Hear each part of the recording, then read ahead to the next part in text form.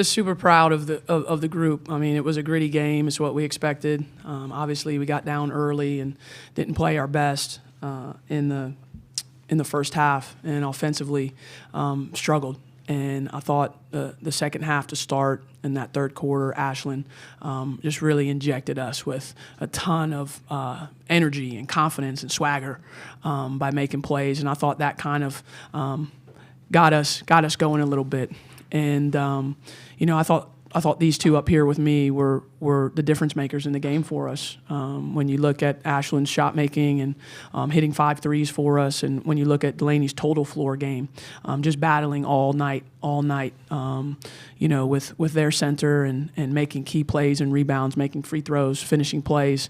They all had to go a little bit longer than normally they go in terms of the number of minutes played, but they did a great job in that second half of kind of going the distance. And it's hard to do. It's hard to go to back-to-back Sweet 16s. It's not something that a lot of programs are able to do, and so we're pleased to be back in the same position we were last year, and just happy to keep advancing. All right, questions from the room for the student athletes. If you'll just raise your hand. Front row, right here. Marissa Sisk or Hoopsteads for either of y'all. Just kind of what was the mood in the locker room? What was said? Who was saying it? I feel like it was just like our whole team just speaking out, going into halftime. We knew that we just had to continue to compete and up our level a little bit as far as energy-wise, and just stay the course. That's a great team. They're greatly coached, but we knew we had work to do. So it really just came from everybody. Yeah, I think adding on to that, we had to stay together. We had to grind it out. We were down a little bit, but if we stayed together, we knew we were going to get it done. More questions from the room? Back, third row in the back.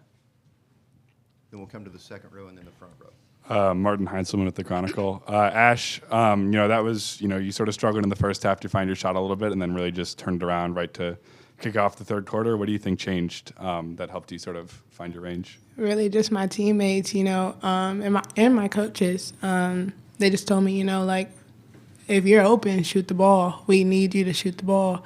But having that confidence from my coaches and from my teammates, that's really what got me going there. Thank you. All right, second row here in the middle. If we could pass the mic over, please. Thank you. Lindsay Gibbs with Power Plays. On that note, it seemed, did you all come out a little bit earlier at halftime to get some shots up, or was that your kind of normal routine? And you could see almost some relief on your face after that first 2 threes went down in the second half. Was that just you needed to see them go down? Halftime routine is pretty much the same, but yeah, I got tired of missing. It's simple, but yeah, just seeing the ball go in, it was a great thing. All right, front row middle right here.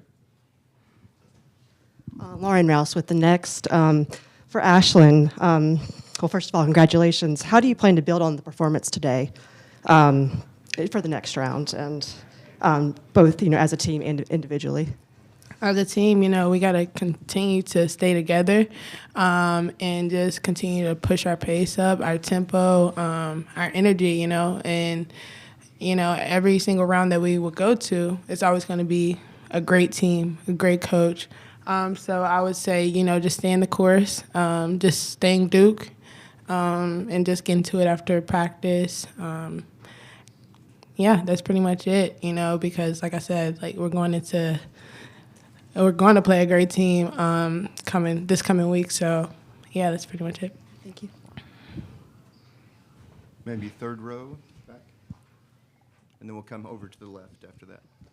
El Chavis with the Chronicle. Delaney, you kind of had the matchup against Oregon Center, kind of really battling out with her. What was kind of your mindset going into it and kind of really holding her and stifling her? She's a good player. She's got a lot of height, a little advantage for me. But just competing, just fighting, battling on the boards, doing as much as I could to keep her off that. And that's kind of what I went in for. As a reminder to those on Zoom, if you'll use the raise hand function, if you do have a question, we will come to you momentarily. Second row. Joe Hughes, USA Today Network.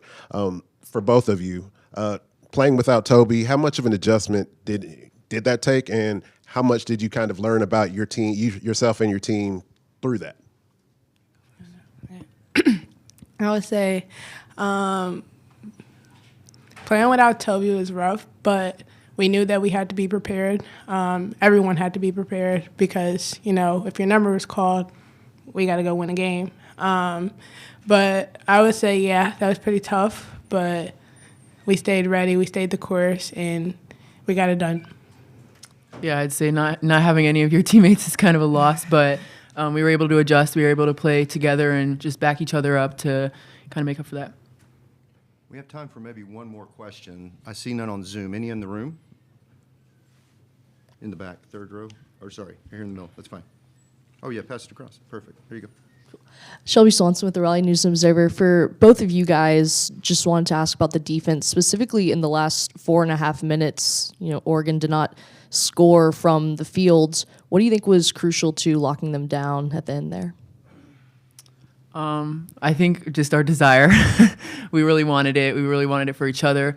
Just playing together, being gritty, getting down to it. I think that was just wanting it. Yeah, I agree with her. Just taking a challenge. That's a great offense that they have, but, just wanting to buckle down, and we knew that's what it had to be in order for us to win. So, yeah, pretty much what she said. Well, Ashlon, Delaney, thank you so much for your time. you. Congratulations. Thank Enjoy the you. Sweet 16. Thank you so much. All right. Questions for Coach from the room first, in the back. Yeah, Mitch North of SB Nation. Kara, what can you tell us about Toby's status and why she wasn't on the bench? Yeah, she wasn't feeling well, and doctors didn't clear her. So we found out right before the game. So that's the way it goes. So I don't have a diagnosis or a timetable either. I saw a hand up front. Yeah, here in the front row. Lauren Rouse with the Next. I wanted to ask you about Reagan. How important has her leadership been in just scoring during this tournament run for you all?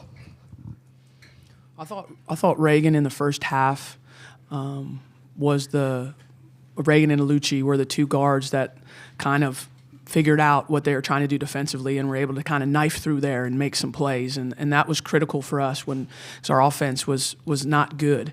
And so to have her be able to come in there and make enough points so that the deficit wasn't too large was huge.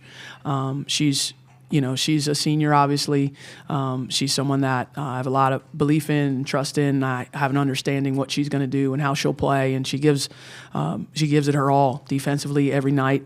And offensively, she was 6 for 10 tonight. So, she attacked and she was really efficient. That was big for us. And then she got 6 rebounds as well, which we needed because we weren't at our best from a rebounding perspective either tonight. More questions from the room? Pass the mic, please. Second row, I believe. Wayne Bumpus, 24/7 Sports. I know you've seen Deja Kelly a few times. Does it help, facing a familiar face? And is when you saw her against Oregon today? She's a terrific player. Certainly, player tendencies are player tendencies. But even if you know the tendencies, she's difficult to stop. I thought she, made it hard for us in the isolation situations and made some tough plays. And our goal was just to make her take tough shots. We know that she's good enough. She's going to make some of them. But we felt like if we could just continue to do that over time, maybe we'd get a few misses late. And we ended up getting a couple misses late, which helped us. More questions from the room, Shelby? Second row. Shelby Swanson, Raleigh News and Observer. Just going back to Toby and again the pregame. First, just want to clarify, not feeling well is an illness, and then second, when somebody is unavailable like that and you're going up against 6'8" center, how do you then go about game planning for that with who else you have on the roster? Yeah, I'm not going to clarify, but as far as how we game planned, we've been a team with a lot of depth all year, and so obviously it didn't change the start of the game for us. Toby doesn't start games for us, so it was really just shortened our bench a little bit and took away some length and athleticism in that center matchup. So knew that Delaney would have to almost go the distance, and then that would have to play some 5. And so that's kind of what it was. And then we had to play a little more 4-guard lineups because we didn't have enough forwards on the court. So changes some play calling in terms of what actions you want to go to. But for defensively and stuff like that, it didn't change. It didn't change our scheme and our structure and what we did. Other questions from the room, third row? Yeah, Martin Heinzelman with the Chronicle. It seemed like Deja, like you mentioned, was doing a lot of those ball screens. Did you guys change at all how you were attacking those throughout the game, or was it the same sort of system the whole time? Do you think? What did it look like to you? Did it look like she was like they were setting a lot of screens for Deja Yeah. Kelly, and I thought maybe in the second half you were hedging a little bit more, but I couldn't tell for sure if that was a deliberate action. That's a good question. We were supposed to be hedging in the first half, and we did not. So it might have looked like we changed scheme. That happens sometimes. So no, I did not change an adjustment. We just started doing what we were supposed to be doing. Front row. Coach, non-basketball question. Your men played about 30 minutes, but this place was still probably 75% full. Did you kind of take a minute to take that in, and did the crowd have any help for your team? The crowd definitely helped our team. There's no doubt. The energy in there was amazing on Friday night, and it was amazing today. And when we were down, I thought they really kind of gave us a push there. This is Duke, and what an amazing March we've had so far. I felt confident we'd get a lot of people to come out because now everybody's going to go home and rush to their television, to watch the men play Baylor, and we're rooting hard for those guys, and hopefully we can have 2 teams in the Sweet 16 by the end of the afternoon. But it is exciting on campus. It is a lot of fun. We obviously share the same space, so we're around our men's team all the time, and just rooting for each other.